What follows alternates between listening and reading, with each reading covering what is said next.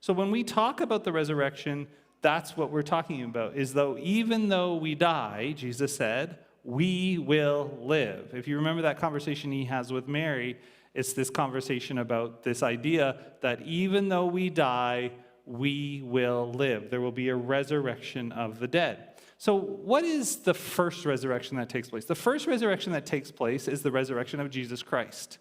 If people say, I would believe, but I'm not sure that the resurrection really happened. Well, let's look at some of the evidence that supports this idea of the resurrection of the dead, and let's look at some of the arguments against. So the arguments for is, we know that there's an empty tomb. Right? We know Jesus' body is not there. We know that the linens are folded. We know that the stone is rolled away. It's rolled away so that we can see that his body is not there. We know that there is testimony from eyewitnesses in the Gospels that Jesus rose from the dead. We have the testimony of the women who were in the garden, who first saw him raised from the dead. We have those eyewitnesses' accounts.